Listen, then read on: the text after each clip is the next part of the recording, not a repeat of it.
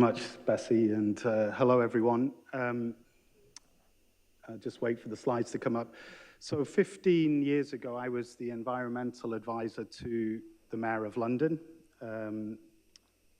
which was Boris Johnson at the time. I didn't vote for him.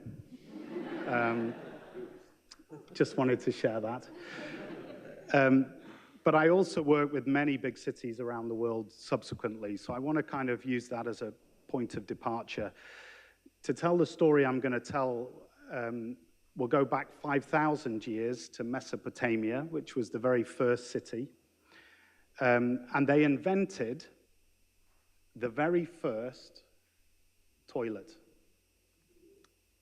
No surprise, when you put a lot of people in the same place, that you're going to create some problems. And of course, they're going to innovate, and they're going to come up and solve those problems. And as a society, we're pretty good at doing that. We're not good at avoiding issues, but we're very good at solving problems. So let's now zoom forward to 2050. There's an image. And I ask you all just to close your eyes and imagine a city you love in 2050. Imagine how you think that city will look like. Okay, I'm going to give you a second. It's a big image. Keep going. You've all had a glass of wine, so it's perfect. All right, so some of you might be thinking about flying cars, drones that deliver pizza to your door. It's fantastic. I have no idea. I can't speculate about the future, but what I can tell you is you will share the same space with twice as many people. And twice as many people will move around that city in the same number of vehicles.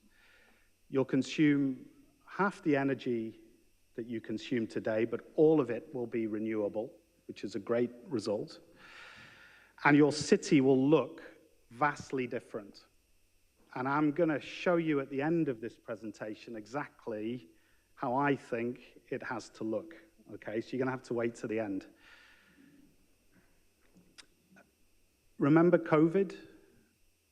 Okay, people are smiling. I'm assuming everyone remembers COVID. It's 5 years ago, all right, since it began. The data we captured, the lessons we learned, it taught us an awful lot about livability. That's my youngest daughter in front of City Hall in New York, and our dog, Bluebell, just in case you want to know. And interestingly, she has a superpower. She can detect when the level of fine particulate matter in the air exceeds 13 micrograms per cubic meter. Okay? So it means she can warn us of polluted air. It's a pretty good superpower, right? Unfortunately, she has to take medicine to control her superpower. The rest of us just breathe that air.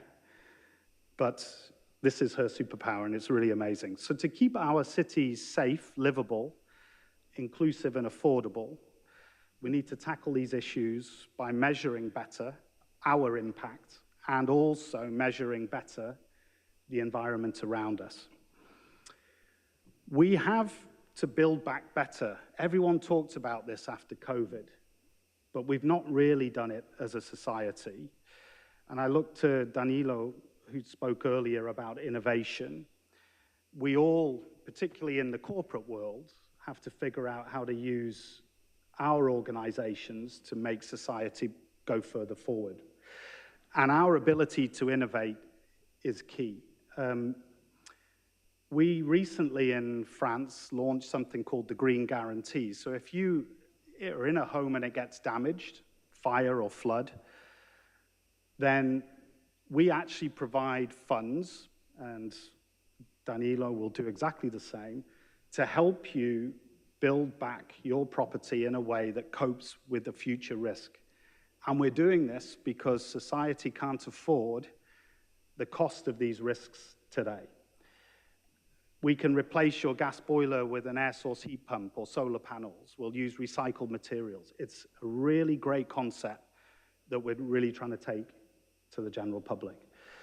And then just one other, because it's not all about the environment, but we also, with the same home insurance policy, we looked that in the event of fire and flood, we give people emergency relocation within 24 hours, right? So if you suffer a big loss, it's okay, we're going to put you in an emergency place. And in our organization in France, some very clever, innovative underwriter said, we can add 3 words to that contract: in the event of fire, flood, and domestic violence. It's amazing. So now if you're an abused spouse, you can get emergency relocation within 24 hours. So for us, about innovation, about sustainability, about thinking about the long term, we have to think about how we do that as a company. Now, I'd also like to say, after years of working with cities, and this is the only graph I have, the rest are pictures, but cities are teaching our national governments how to do it. So as we grow, New York City, for example, has very low carbon emissions compared to the US. They're doing it because of economies of scale. They're thinking about mass transport. They're thinking about how they can move people around, how they can provide renewable energy for societies, for people. And if we don't do it in our cities fast enough, we're very good in our big cities at complaining. And when we complain, our cities tend to act much faster than our national governments. So using our city knowledge is going to move us forward tremendously. So this, without a doubt, if we can do this without compromising our environment, keeping social cohesion, enhancing the well-being of our societies, then we need to think about what our future cities will look like. So this is Fleet Street in London today, as you would see it if you walk down it. And in a second, I'm going to show you what it will look like in 2050. Are you ready? A drum roll. Has anyone got a drum roll? Thank you. You ready?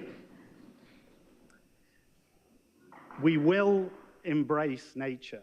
We have to. We have no choice. And let me tell you a fact that since 1970, our wildlife has declined by 70%. It's amazing. So that's within the lifetime, I want to say, of everyone in the room. 70% decline. Now, I can tell you, before, if you were listening, you could hear a bird singing up at the window. You heard this earlier.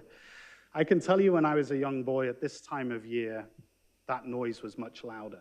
There were many more birds singing, much more biodiversity and wildlife. If I ask my father, when he was a boy, he tells me that the sound was so loud, they had to shut the windows so they could have a conversation.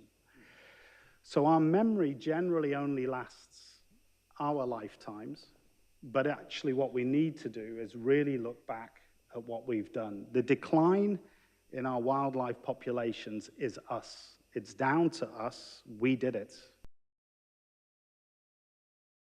Change. It's many other processes, many other activities, and our economies will fail. Our reliance on ecosystem services is critical for us fixing the problems that we've created with nature. So that's the image of our future cities, because we bring back nature, we bring back a connection, we cool our cities to these future risks, and we make them much better. And then I just want to end with one point, that if you have a good idea, I can tell you it's probably a great idea. So don't be shy and share it. And I look at Danilo and our job is to come up with good ideas. And neither of us do this because we rely on all of you. And I mean it. There's no such thing as a bad idea. If it's a terrible idea, nobody cares. And it's a message, if the one message you hear today is the worst thing you can do than provide a terrible idea is not provide any ideas at all, because we rely on them. No one gets judged on them. We need to think creatively. We need to think about how we handle the future risks, and we need to do it better. So, let me end on a positive note. I'm so optimistic about the future, about the fact that all of our cities will look like that, that I use that image on the cover of my book. So thank you very much.